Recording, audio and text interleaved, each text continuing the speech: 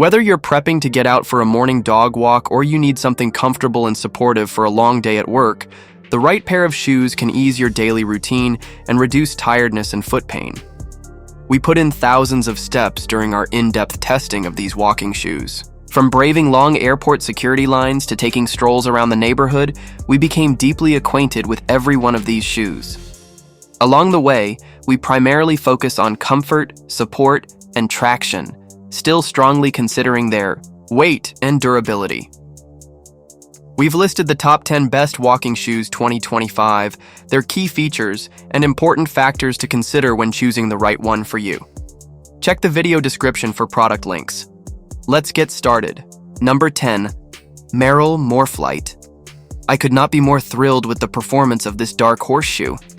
Merrell has long been a leader in the hiking shoe space, but in 2022, the brand renewed its place in the trail shoe category. The Morphite is an incredibly lightweight, comfortable shoe that felt so good on long walks, I only wanted to keep wearing them.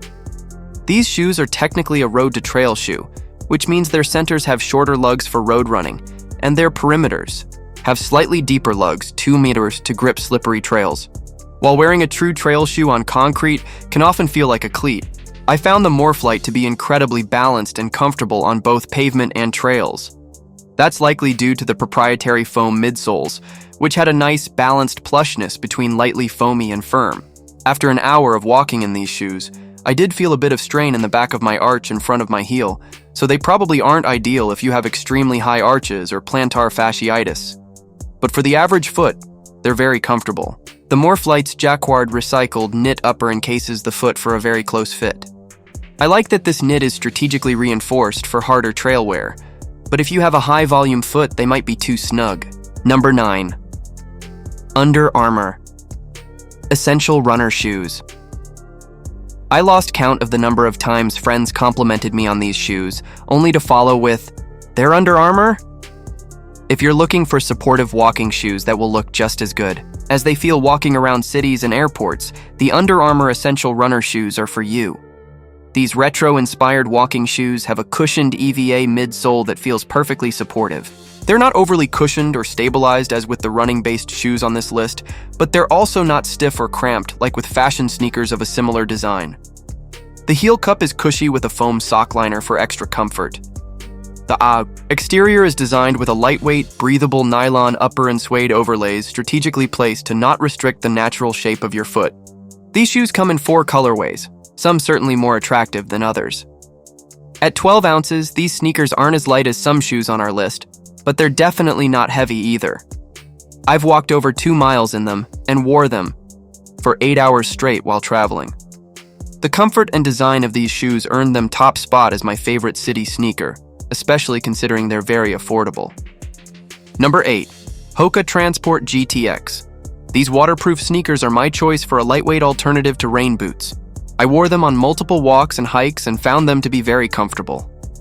The Transport GTX isn't as cushioned as other Hokas, more balanced than plush, but the EVA midsole felt comfortable for 1 to 3 mile walks. Most of all, the waterproofing is a 10-10. I tromped through a pile of snow on one early spring testing walk, and, where my husband's feet were soaked, in normal sneakers mine remained bone dry. That's because the upper is treated with Gore-Tex, which notably does cost you some breathability. But I loved that the upper was mesh for a roomy fit, while also being strategically reinforced to last against the elements. I really liked the functionality of these shoes.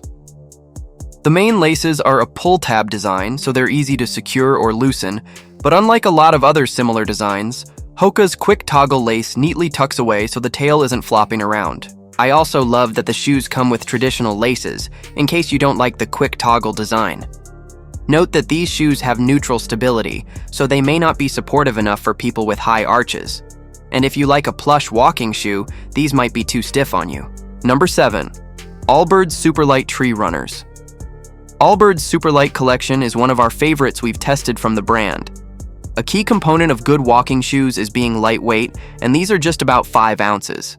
We were already fans of their original tree runners, so this upgraded version makes perfect sense for anyone who likes their travel shoes to leave a light carbon footprint. We especially like wearing these in sweaty summer weather thanks to their perforated eucalyptus, fiber knit upper and airy sugarcane-based foam soles. Style editor Samantha Crozier tested a pair and was impressed with their barely there feel. If you're going on a trip and want to take a pair of sneakers that will barely take up any weight or room in your suitcase, these are it. But even though they weigh almost nothing, they don't feel cheap or like they'll fall apart. Plus, I love the extra bit of padding on the heel right where most sneakers will give you blisters. Number 6. Frankie Fornat 3rd. When you imagine a classic low-top cap-toed sneaker, you probably think of Chuck Taylors. But most Converse sneakers are simply not comfortable to walk in. They have zero arch or heel support, their soles are rock hard, and their toe box is too narrow for most people. Instead, here's a similar style that's actually made for prolonged wear. The Nat 3's gussets are elastic, so they allow you to forgo laces if you rather wear them as slip-ons, as I do. You can also choose from a set of podiatrist-approved insoles in the included Sole Saver pack, which each have different levels of padding in the forefoot and heels. I have high arches, so I was thankful for their supportive, spongy padding when I broke them in on a long neighborhood walk. Their shock absorption is leagues ahead of most flat-soled sneakers, and if you have weak ankles, these have high heel, counters and collars to help stabilize you. I could actually wear these comfortably without socks because the leather interior is so padded and smooth. I also liked how the toe boxes, though slightly narrow, became more flexible the more I broke them in. I got them in a size 8 and they fit true to size.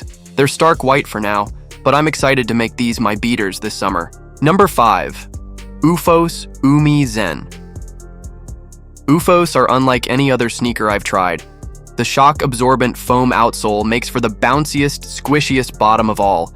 They feel like what I imagine Moon Shoes, the springy early 2000s product that was constantly featured on commercials, might feel like to wear. The bowed shape of the footbed also puts a pleasurable pressure on the arch of your foot, which is the source of many of the shoe's exercise recovery benefits. But even as someone who isn't running long distances each day, I love slipping these on to help my feet recover from wearing heels. The only drawback with Ufos is that they aren't the most fashion-forward footwear. The slip-on sneaker passes, the function test with flying colors, but I'd love to see the same footbed on a trendier silhouette in the future. I agree with Sam. These are pretty swagless, but they're so comfy to wear on long walks that it's forgivable. They fit true to size with an extra wide toe box. Thanks to their seamless upper, I can pull them on and they fit as snugly as a sock. The foam footbeds have a meta rocker design that propels you as you walk, but I don't feel wobbly when I'm at a standstill because it flexes with my foot. If you have a really high arch and weak ankles, these are probably not the walking shoes for you. They engage your heels more than anywhere else. Still, I find them really bouncy and light, and notice my feet don't get fatigued as easily, even after miles of stepping on concrete. Number 4. Puma Magnify Nitro 2. Cushioned walking shoes are great for anyone with special needs in their feet, be it extra high arches, flat feet, overpronation, or achy knees. Puma's Magnify Nitro 2 have the thickest piece of foam among all the shoes in Puma's lineup, yet they're still very lightweight at just 8.07 ounces overall. During testing, I found these shoes to be far less stiff and more comfortable across the entire foot on long-distance walks compared to the high cushion competitors I tested like Hoka's Bondi 8. Instead, the Puma's knit upper is breathable, forms to the foot, and feels very durable as it's reinforced with its proprietary seamless tape. The molded heel collars were especially comfortable on long, hot walks. In my opinion, Puma has inserted highly engineered features in all the right places while keeping the shoe streamlined overall to keep that weight down. It's worth noting these shoes run a full-size small, so I wore an 8.5 instead of my regular 7.5. And while I found the toe box to be very comfortable with my standard to wide feet, they might feel slightly too snug on wide feet. Number 3. Hoka Gaviota. 5. Women with higher arches usually need additional support in their shoes or more stability in the midfoot area to prevent excessive flattening of the foot and arch, Daughtry says. I myself have high arches, and often find that running shoes leave my arches aching after 2 miles of walking. Among the 20 shoes I tested, the Hoka Gaviota 5 were the most supportive. The Gaviota 5s have a similar amount of cushioning and weight to Hoka's best-selling Bondi shoe, but is infused with additional stability and a slightly higher heel drop to better support high arches. Because of the proprietary stabilizing frame in the shoe, the designers were able to also use a softer foam, which I found incredibly plush underfoot. The Gaviota 5 also has a mesh upper and wider forefoot base and toe box, which kept my feet cool and roomy in a comfortable way, not a swimming around the shoe kind of way. This shoe also has a plush tongue and collar that feels soft on foot. It boasts the American Podiatric Medical Association, APMA, seal of acceptance. Note that this shoe does have a rocker design, which Daughtry says some people won't find as comfortable in a walking shoe. Also, the wider toe box design may mean this shoe is too wide for those with a narrow foot. Lastly, like most Hokas, the Gaviota 5 are one of the pricier shoes on our list. In my opinion, the design, quality, and craftsmanship makes them worth it if it's in the budget. You can read about the best Hokas I've tested over the last decade for more of my favorite styles from the brand. Number 2, Reicha Devotion X. These Reicha sneakers are proof that you don't have to spend big to find supportive shoes for your feet. For just $80, the Devotion X have all of Daughtry's must-haves: a roomy knit upper for breathability on long, hot miles, responsive cushioning for shock absorption, an EVA proprietary foam that provides soft cushioning, including built-up cushioning in the midfoot for stability and arch support, and a padded heel. They even boast the seal of acceptance by the American Podiatric Medical Association.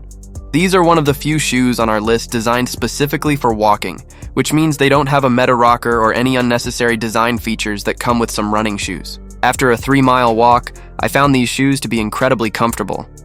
The knit upper is very soft and formed to my foot shape, so these shoes felt like a light hug, but not at all tight. They were also extremely breathable and kept my feet from building up heat after multiple miles. Style editors from our Insider Reviews team are in agreement. By far, my favorite feature of these is the layers of foamy padding on the outsole, writes Samantha Crozier.